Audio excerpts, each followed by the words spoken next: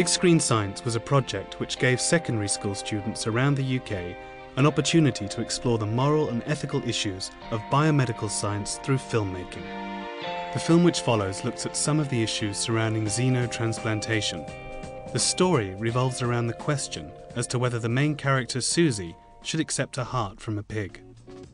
We'll be hearing from a group of Year 10 students from Abraham Moss School in Manchester about their involvement in the project, and this will be followed by the complete 10-minute film that they made. We chose xenotransplantation because it was the best and the most interesting. Not many people think of this topic. We didn't even know where it was at the beginning. We're talking xenotransplantation. The inspiration from the film came from the Jerry Springer Show, and the students wanted to use this format to demonstrate the heated debate that can often surround this area. Welcome to the Perry Picker Show. We talked to scientists, we went on the internet to find out what it is, we got books to find out more about it, and then we went to a script writer to see how do you put it in, because it's really big and we had like 10 minutes. Actually, on the very first meeting, I took a script editor along and she took their ideas and gave it more form and a narrative and talked to them about character development and how it was Susie who was really the central character because it was her choice. Meet Susie! She's 9 years old and got her whole life ahead of her. Or has she? We chose animation because it was a serious matter and we wanted people to watch it. Imagine the heart is the engine of a car. What we realised is we could illustrate points like if you wanted to get inside someone's body and show how a heart was working or how you'd change the heart around. It's easier to do that with animation than it is with live action. In an animation, pigs can talk. And if we did a documentary and we had pigs, it would be disgusting and it would be boring and no one would want to watch it. Welcome, and what a swine of a show we've got for you today! We got a breakdown of what the kids wanted to do, which was the Perry Picker Show. We worked out what kind of animation we'd be able to do it in and get it finished. We were designing loads of different characters. We wanted some characters that were old and some characters that were young because we wanted different opinions. We had some characters that were Asian and some that were Christian, so we had like different religions.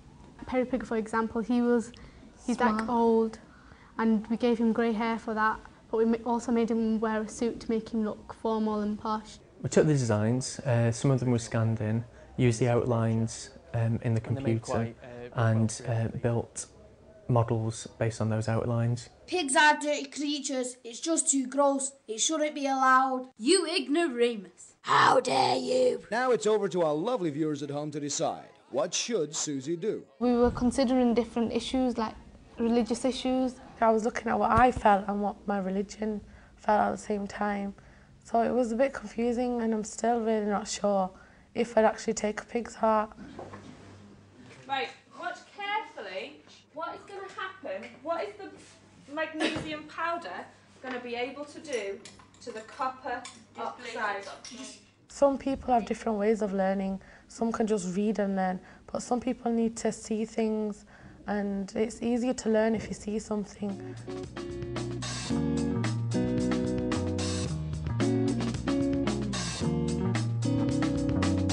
I'm more interested in science now than I was before. It was a lot of fun and also we learned a lot as well about xenotransplantation. I loved it. I thought it was a really good experience because I've never done nothing like this before.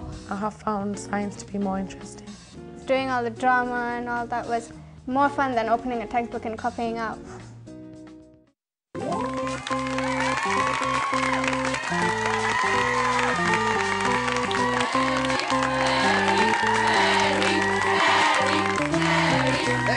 Thank you, welcome, and what a swine of a show we've got for you today. Meet Susie. She's 9 years old and got her whole life ahead of her. Or has she? Tell us your story, Susie. A few months ago, I found out I need a heart transplant. So tell these lovely folks what's wrong with the heart you've got. It's called Cardiomyopathy, isn't it, sweetie? Yeah, that's what I said. It means my heart muscle is getting weaker as I get older, and eventually it won't be able to pump the blood around my body. What will happen then, Susie? The doctor said I'm going to die if I don't get a new heart. And Susie isn't the only one waiting for a transplant to save her life. We've uncovered a few facts that might surprise you. In the UK, 6,000 people are waiting for an organ transplant. But while 2,850 life-giving transplants took place last year, tragically 443 people died while waiting due to the critical shortage of donors. Watching things like that makes me feel so sad. But don't despair, Susie, because here at the Perry Pigger Show, we found someone who could help. Let's meet him.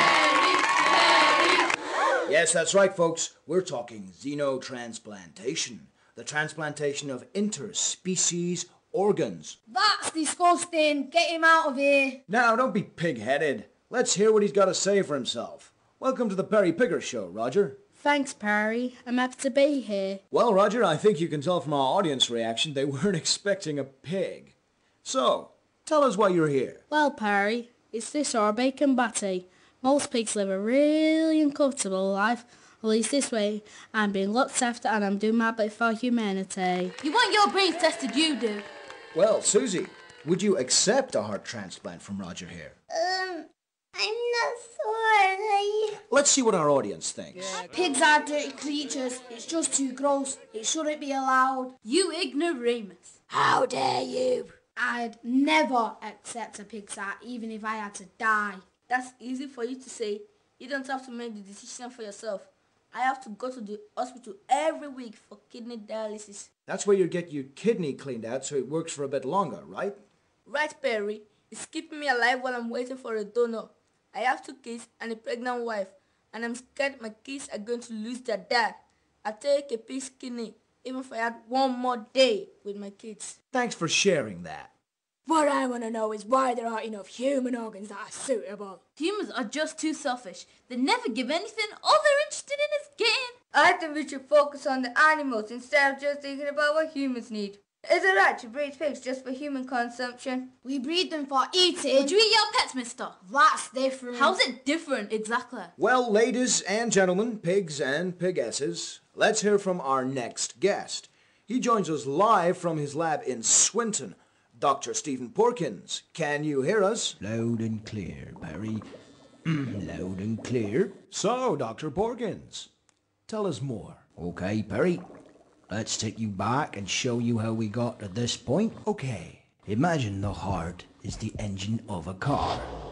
A car has pistons and spark plugs to help make it work. The heart has valves that lets the blood flow around it.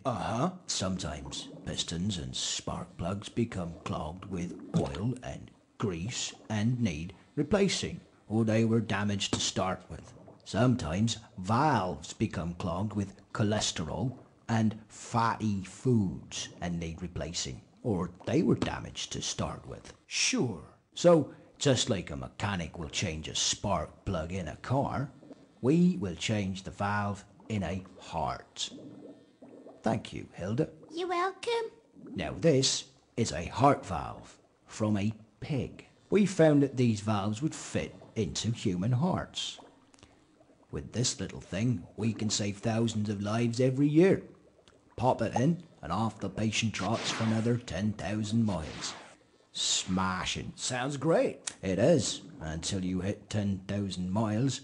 Then you have to lift the bonnet again. People don't have bonnets. Exactly. The body's not a car. You can't just lift the bonnet every few months and change a valve when you feel like it. What we wanted to do is change the whole engine.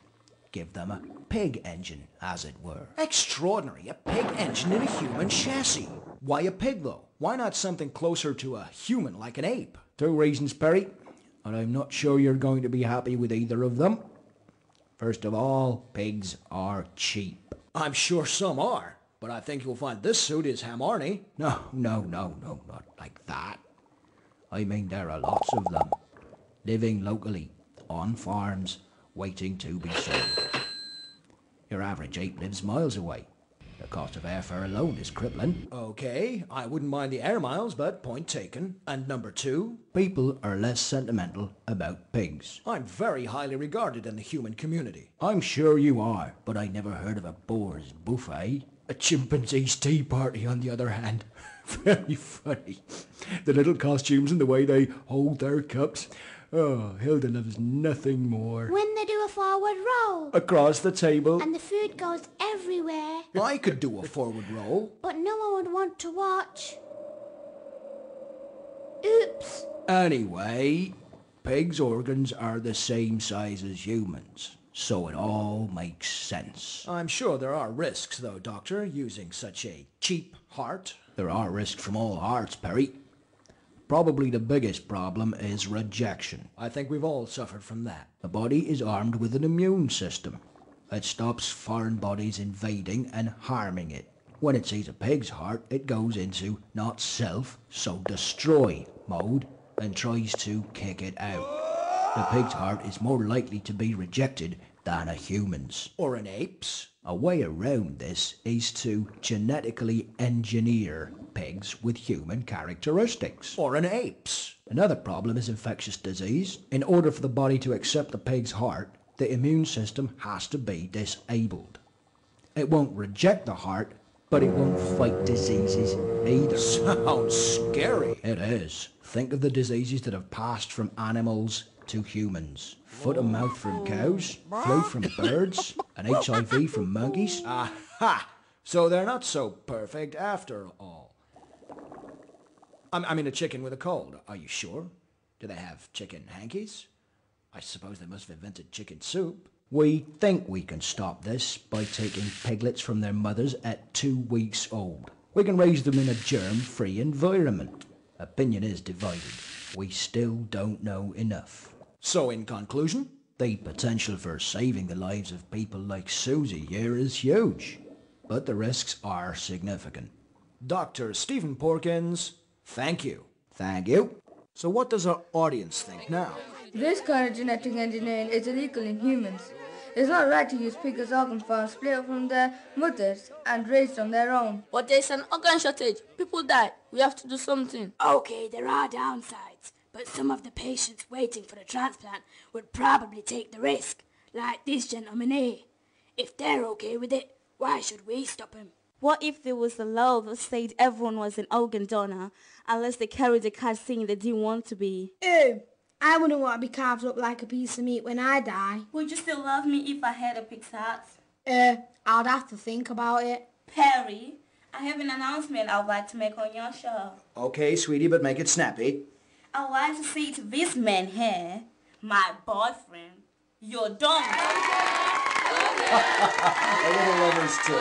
Let's leave them to it, shall we? And one more thing, Susie, honey. You have got lots of family and friends who love you very much. They'll stick by you no matter what you decide. Thank you. Any final comments from our audience? Don't take the dirty pig's heart. Take it. Enjoy each day of your life, Susie. But now it's over to our lovely viewers at home to decide. What should Susie do? Should she wait for a human heart and chance dying while she waits? Or should she take a pig heart at the risk of a life-threatening disease or virus? You can register your vote online on www.harrypiggershow.com and help Susie decide what to do.